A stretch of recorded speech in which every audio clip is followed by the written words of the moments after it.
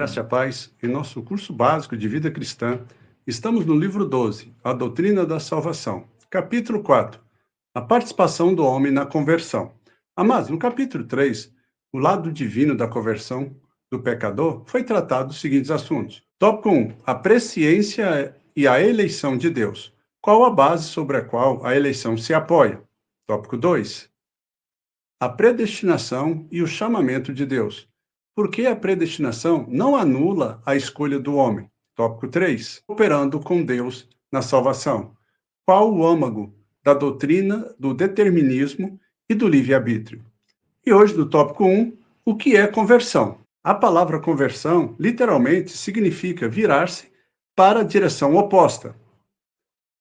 Na Bíblia, é usado para descrever a mudança total que ocorre na vida da pessoa que abandona o pecado e vem a Cristo. Em 1 Tessalonicenses, capítulo 1, verso 9, diz: deixando os ídolos, vos converteste a Deus, para servirdes o Deus vivo e verdadeiro. Da definição acima, podemos ver que a conversão envolve dois atos, amados. Primeiro, dar as costas ao eu e ao pecado, o que chamamos arrependimento. Observemos algumas das coisas que uma pessoa precisa abandonar para seguir a Cristo como seu Salvador. Em Atos, no capítulo 26, versículo 18, diz: e convertê-los das trevas para a luz, e da potestade de Satanás para Deus, a fim de que recebam eles remissão de pecados. Segundo, a conversão é a pessoa crer em Deus, voltando-se para Ele e abraçando a vida eterna. E você encontra isso lá em Atos, no capítulo 26, versículo 30. Se a pessoa não chegar a Deus, amados, a conversão é incompleta. O simples fato de rejeitar o pecado resulta somente numa reforma humana provisória e não em transformação divina. Entenda, a mudança do homem deixando o pecado e voltando-se para Deus pode ser demonstrado por uma simples ilustração.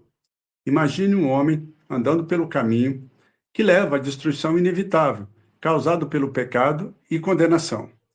Quando ele é avisado do que vai lhe ocorrer em breve, ele reconhece o seu erro e vira-se para a direção oposta, em busca da justiça e da salvação. Assim, o homem é salvo não somente porque deixou os seus pecados, mas porque se voltou para Cristo. Enquanto seus olhos permanecerem fixos na obra redentora de Cristo, ele não se desviará.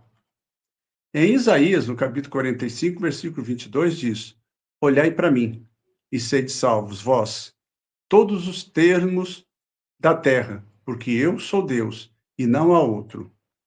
Amados, encontramos também no Salmo 119, versículos 59 e 60, um resumo dos processos de conversão. Lá diz: considero os meus caminhos e volto os meus passos para os teus testemunhos. Apresso-me, não me detenho em guardar os teus mandamentos. Estes 3 versículos descrevem 3 passos da conversão. O primeiro corresponde ao arrependimento.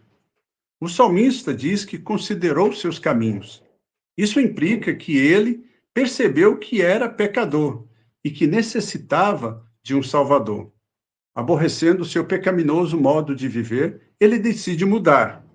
Observe, amados, que a mudança não é para uma filosofia de vida ou uma religião, mas para uma revelação de Deus, conforme a temos nas Escrituras. Em outras palavras, ele declara sua fé em Deus. Amém? O passo final é apresentar-me em aplicar a sua experiência de conversão à sua vida cotidiana. Não foi decisão por um momento, esquecido logo depois, mas uma mudança radical na sua vida, demonstrada e reforçada pela escolha que fez. Assim, amados, observe, os mesmos 3 passos se encontram na história do filho pródigo. A conversão do pródigo começou quando ele percebeu a sua condição essa pecaminosa, e a sua necessidade do Pai. Este foi o primeiro passo da sua conversão. Então, caindo em si, disse: quantos trabalhadores de meu pai têm pão com fartura, e eu aqui morro de fome? O segundo passo foi sua decisão de retornar a seu pai. Está lá em Lucas, capítulo 15, versículo 18 e 19. Levantar-me-ei e irei ter com meu pai. E lhe direi: Pai, pequei contra o céu e diante de ti. Já não sou digno de ser chamado teu filho. Trata-me como um dos teus trabalhadores. O último passo foi o de agir, com um coração arrependido e com fé.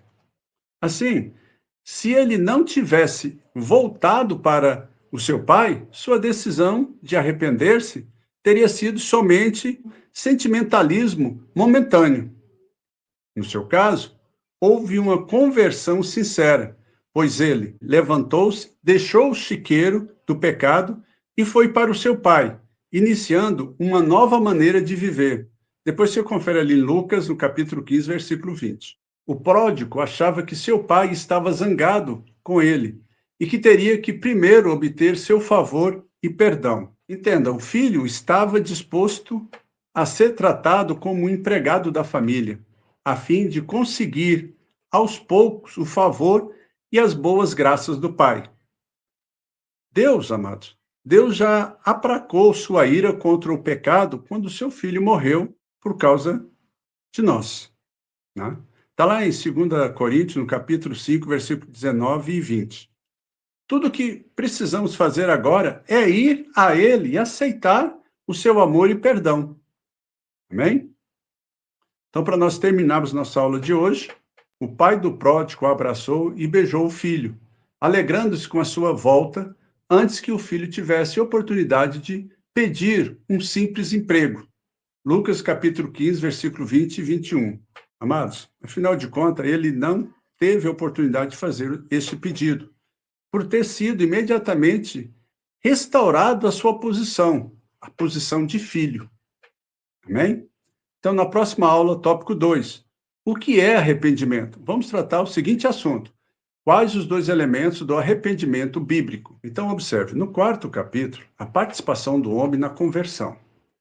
Nós já temos uma jornada, pois nós vimos o lado divino da conversão do pecador.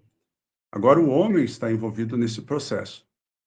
Então, cada vez que nós vamos aprofundando e obtendo maior conhecimento a respeito da salvação, nós vamos perceber a grande obra que o Senhor fez por amor de nós.